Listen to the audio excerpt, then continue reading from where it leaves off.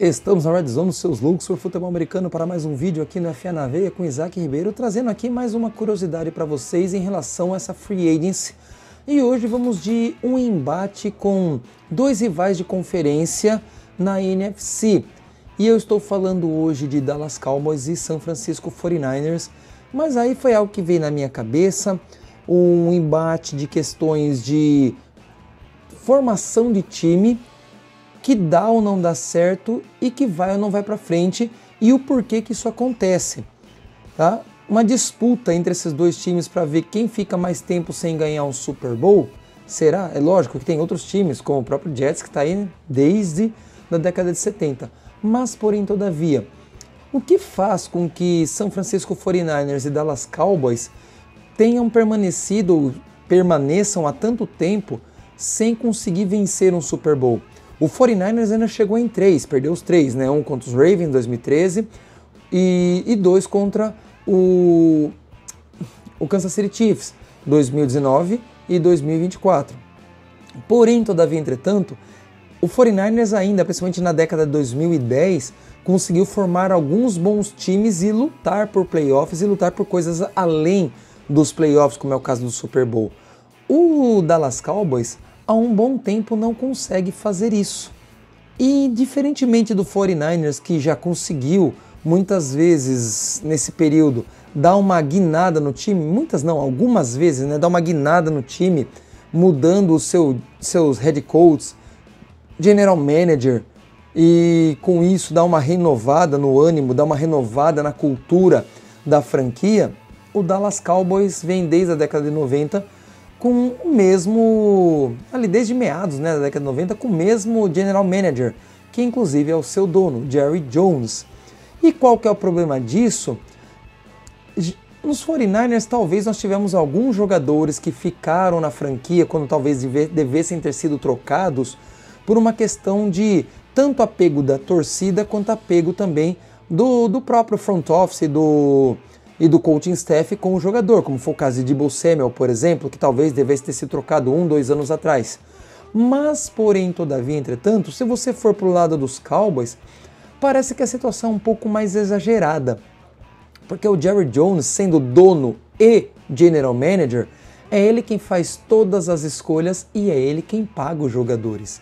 Então, quando ele gosta de um jogador, quando ele gosta de alguém, ele paga sem dó nem piedade nem medo de ser feliz, muitas vezes resetando o mercado daquela posição e fazendo uma bagunça gigantesca porque ele não consegue formar times que consigam performar adequadamente em playoffs.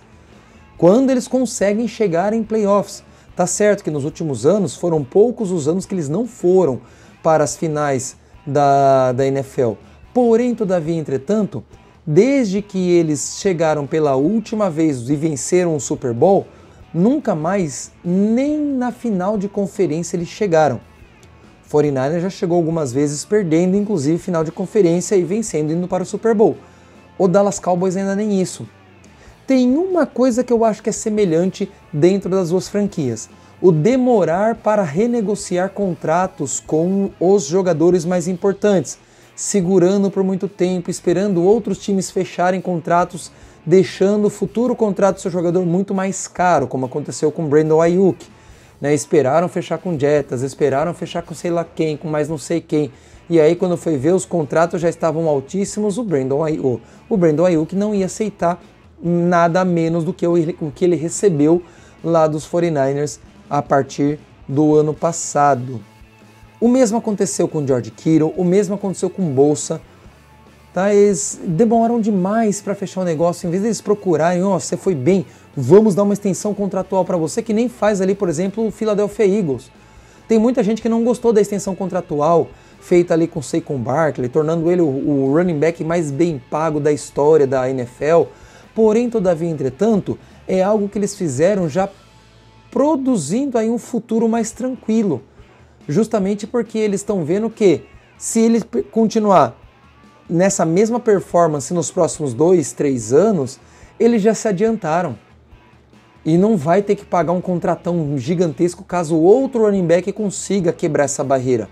O que sinceramente eu acho difícil, mas como a gente sabe, nada é impossível em questões contratuais para times como, por exemplo, o próprio Dallas Cowboys, que já pagou horrores no Ezekiel Elliott quando o teto salarial era muito mais baixo, ou então um contrato que eles deram recentemente para o Dak Prescott, que não é ruim, mas ele não tem se mostrado bom para playoffs. Chega nos playoffs, ele não consegue desenvolver adequadamente.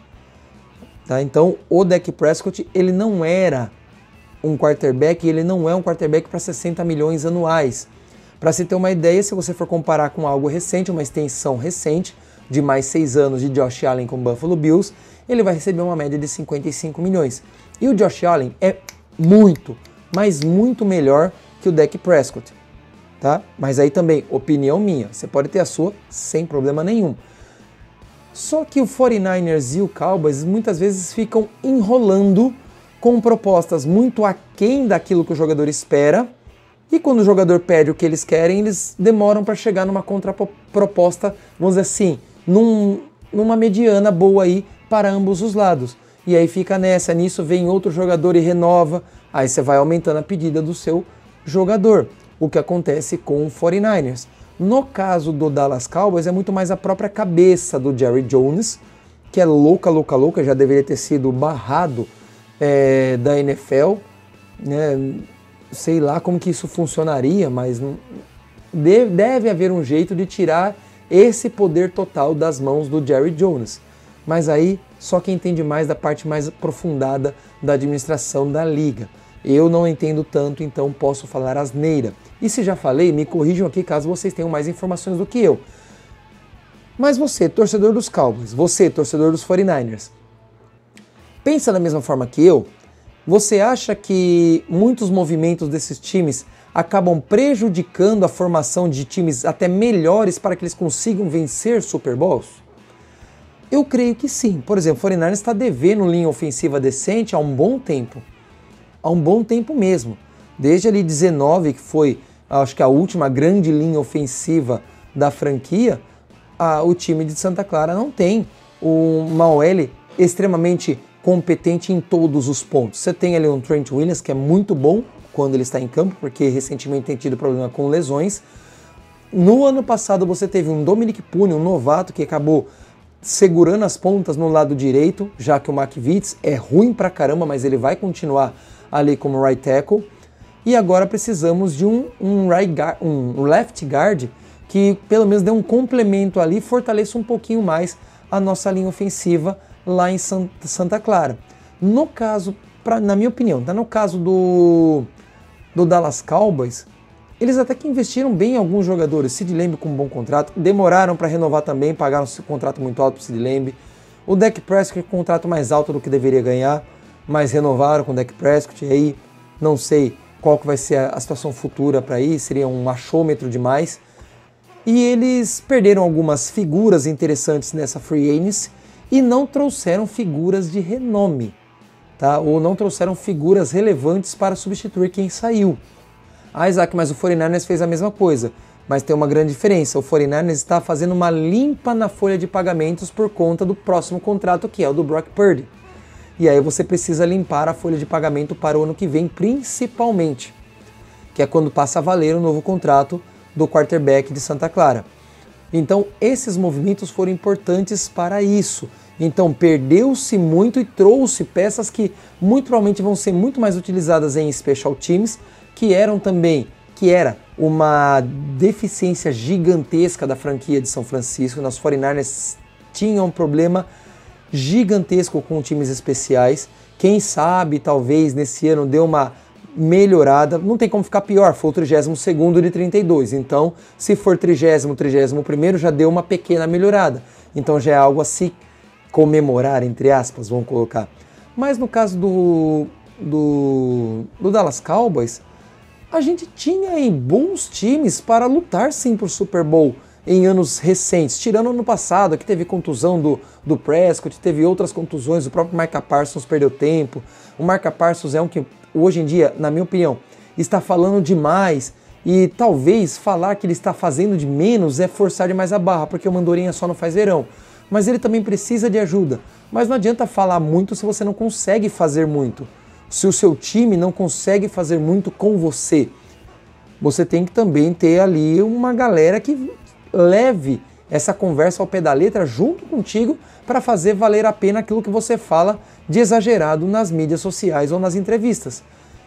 Então, essa minha opinião talvez seja bem controversa, mas dentre os front offices, eu acho que o que tem trabalhado um pouco melhor é o do 49ers, mesmo que com muitas interrogações em algumas escolhas de draft, em algumas escolhas de free agents. Eu não acho que todas as free agencies dos 49ers são excelentes, teve bons movimentos anos recentes, mas nem todos eles são tão bons. Tá certo que depois vem o training camp, aí vai ter gente cortada, ok, beleza, sem problema nenhum.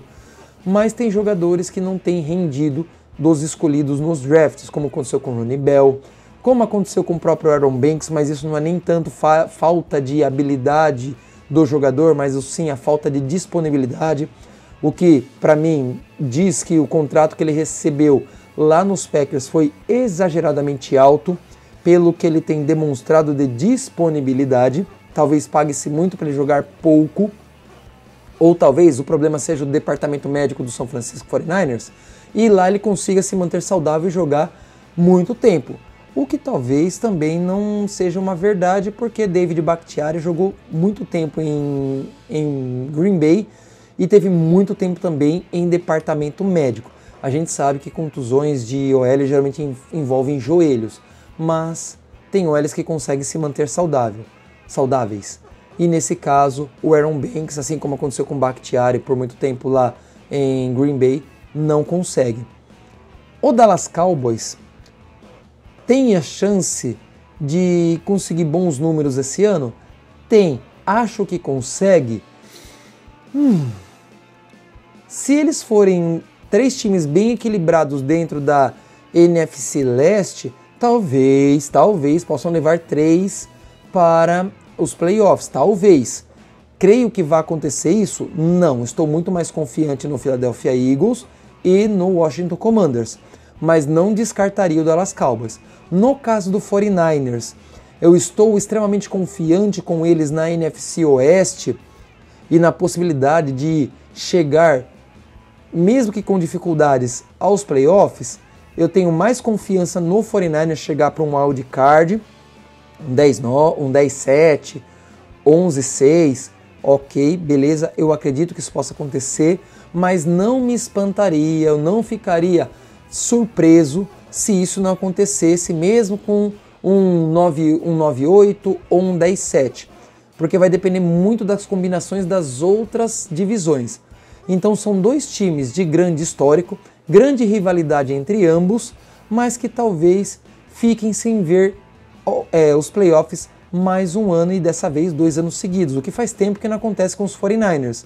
E creio que também faz tempo que não acontece com os Cowboys. Vocês aí, torcedores de NFL, rivais principalmente, acreditam que um desses times possa chegar aos playoffs? Se sim, qual deles? Se não, por que eles não chegariam? Deixa aqui nos comentários que eu quero saber a sua opinião.